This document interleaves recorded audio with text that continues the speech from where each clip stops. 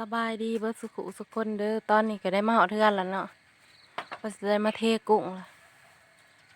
พอน้องวิแกได้เทละ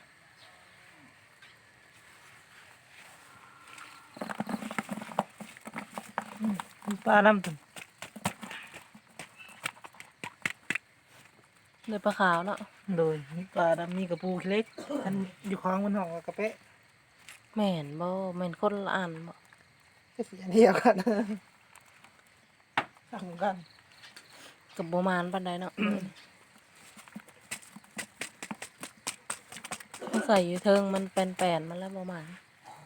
สุดหนาลงไปใส่ทางหลุมมันยังมีใบย่างหลายใบย่างหลายมันก็สิหกแน่เนาะกุ้งก็คือสิอาศัยอยู่หลายทางเทิงมันเป็นถางัวถาควายนะลงไปเที่ยวลงไปกินน้ำมันละแปลนบนงัวควายแม่น้ อันนี้มาดูได้แบ่งให้แม่ใหญ่เพิ่นแน่3 ตุ้มำเอาอาหารตกปุ๊กลง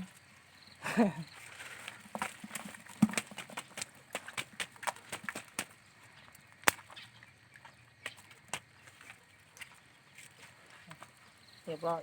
ก็ได้หลายเติบอยู่เนาะ โดยได้เถอะอยู่ พอป่นอยู่เนาะ โดย ชุดนี้เขาจะมีเมนูป่นมะระกอไอพี่น้องสิป่นเอาไปเบิ่งเนาะบ่าวไว้แล้วสิป่นแบบใดป่นหมุนหรือป่นพ่อสำหนึ่งเดี๋ยวถ้าเบิ่งก่อนนะตอนนี้พอน้องหวีก็สิได้ป่นเนาะเฮาก็สิเอาให้ให้เด็กน้อยกินน้ำเนาะป่นบ่ร้ายก็ได้พิษสูตรซ้ำพี่น้องเพิ่นบอกว่าสูตรต้องเอาโอวันตินขัวใส่น้ำกันกับห้ามโหลดเอาผงโอวันตินบ่แม่นก้อยน้ำแล้วเอาใส่พิษสูตรก็เลยบ่ถึกสูตรเลยประมาณเนาะเทื่อหนาสิแก้มือใหม่สิได้เฮ็ดตามสูตรเทื่อหนานี่แก้มือใหม่เนาะสบายดีมี สบายดี เอาอิหยังใส่หัวไปเล่นมักเต้นกับน้องหวีบ่หึพี่นางสิกินป่นหรือกินโอ้ฮะ ป่น กินป่นมีว่ากินป่นเด้อมีบอกว่าเฮาก็อยากกินป่นคือกันว่าซะเถื่อหน้าเนาะเฮาแก้มือใหม่เนาะบาดนี้เฮ็ดตามสูตรแล้วลงไปใส่ทางใต้เนาะทางใบยางหลายๆตอนนี้พอน้องวีก็สิได้ป่นเนาะได้กุ้งเราอะบ่เอาแล้วกุ้งเต้นเราขอป่นมื้อนี้เปลี่ยนเรา โอ้งามงามนี่โตใส่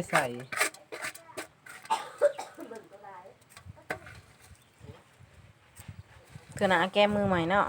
เลยอยู่บนนอกบ้านหน้าก็หากินแบบนี้แหละพี่น้อง วิธีชีวิต หากินในหวยในห้องหากินโคกกับหากับปอมหาห้อยกับห้อยเดือแล้วอีโคก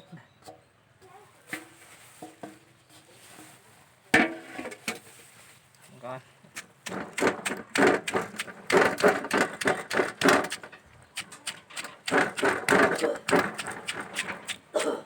มาเด้อไปอยากกินป่นกุ้งเด้อ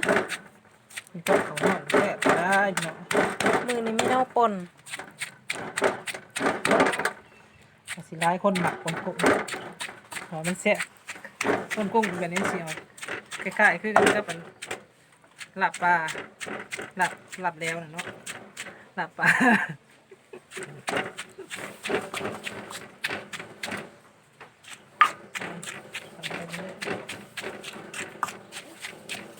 หอมเลยนี่มันทั่วกินกับมันทั่วปีเข้ากันครับเพื่อน ป่นจะมาขอ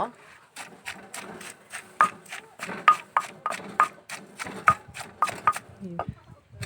ใส่ต้นหอมหอมก็มีอยู่3หอมมีหอมบัวแล้วก็ หอมปอกมาเสริม หอมเสริมแกะข้าว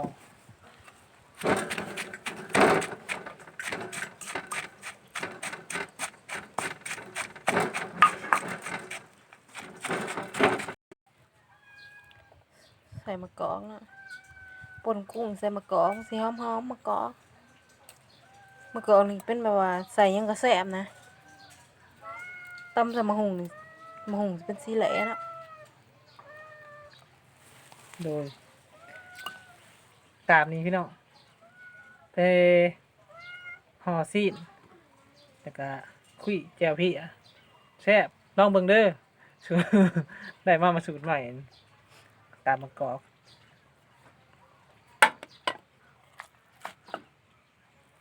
ปรุงบัดนี้ใส่ผงนัวผงแป้งนัวพอ มันสินัวเด้อ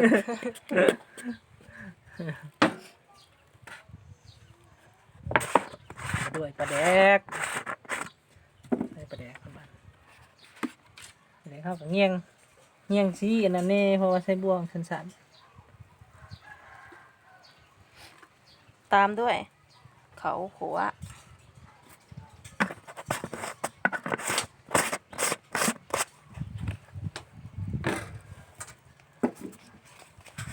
ทีนี้ใส่กระปุกแล้วก็ใส่สีลายนี่อย่าให้มันหอม พ่อ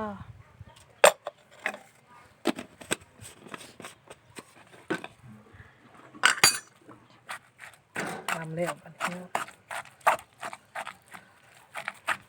ติดฉากเลยอิ่มอยู่2 คนพี่น้องเอ้ย นี่คือกันกับลาบปลานะ พี่น้องปลาแล้วเหนียว ตั้งหนาตั้งตาตามกลมบึงผกอย่างเดียวล่ะ ๆหน่อยยันตำปากโคกพี่น้องเอ้ยยันตำบุถือ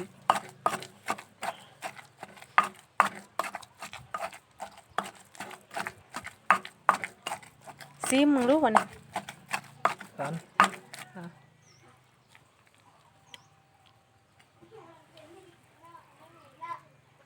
เป็นไง เติมเกลืออีกหน่อย ตอนนี้กะกลิ่นหอมอุบอ้าวกลมกล่อม ต้อง พอน้องวีนะเอาเขาเอาซีมมึงก่อน ซิมเลยคำ ซิบุอิ่มสักก่อนเฉพาะน้องพอน้องวีนะ ซีได้ร้ายนิดหน่อย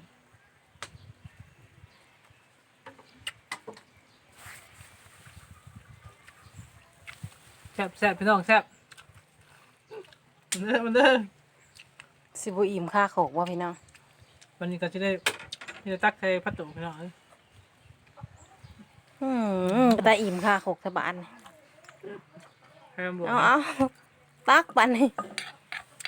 ก้อน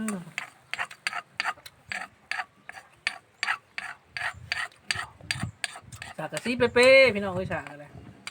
หักไม้ฉากเรา หากไม่ยุง หากไม่ยุงอ้ายเอามาฝาก เราไปตัดอ้อยแล้วแหละเอาสากกระเบือมาฝากเราเอามายุงเห็ดเอาหากมันเนาะ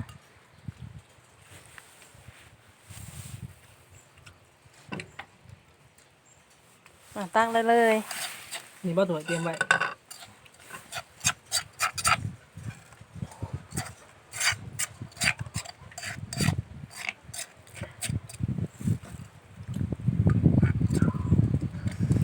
มาเด้อพะยาปนกุ้งเหนียวทำกันกับมากินเด้อ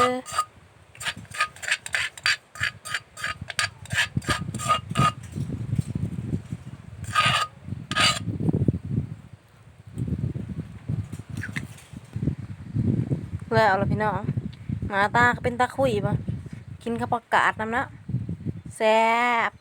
ไปเบิ่งกันเลยบัดนี้ตอนกิน ไปเบิ่งตอนกินเพราะมันสิแซ่บปานใดตัวนี้ก็เหม็นขัวเนาะ ตัวนี้มันกุ้งสุกตัวนั้นมันป่นดิบ มีเมนูแบบใดก็แนะนำมาบอกหน่อยเด้อว่ากินแบบใดอีกแซ่บกุ้งก็เนาะ โดย ก็แนะนำมาได้ ว่า เฮา ยัง ก็ ใส่ สิได้ลอง เฮ็ดยังได้แน่กุ้งเนาะ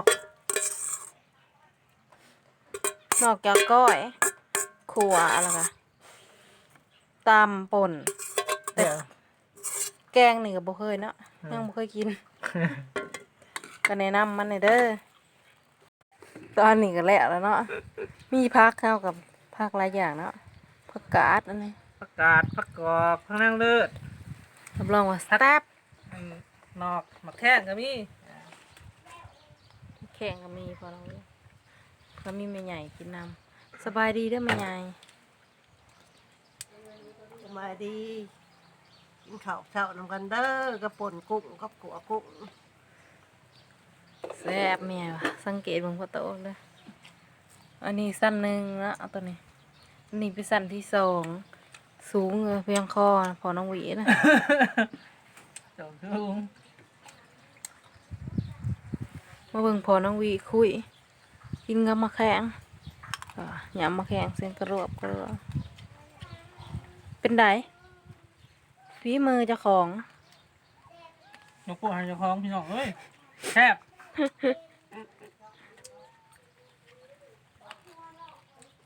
เราลองว่าแซ่บว่ะอันนี้คือเป็นขัวนะบ่ได้แต่บ่ได้อบนะถ้าอบก็จะเอาหัวสิไข่กับใบหูดใส่ไม่ใหญ่ก็บอกว่าแซ่บไม่ใหญ่ก็กินพักแซ่บเนาะ เข้ามาแล้ว มาไม่ใหญ่กินเลยเป็นได้ไม่ใหญ่แซ่บอยู่บ่บ่เผ็ดบ่ ไม่ได้ใช้พริกหน่อย เฮ็ดพอดี ๆมันไม่ใหญ่เพิ่นบ่กินเผ็ด ก็แซ่บๆเนาะมาฮอดนี่ก็ขอจบสำนี้ซะก่อนเนาะ พอกันคลิปหน้าฝากกดแชร์กดไลค์กดซับสไครต์กดกระดิ่งให้เด้อพี่น้อง เป็นกำลังใจให้พ่อน้องหวีหน่อยเด้อ กำลังใจบาย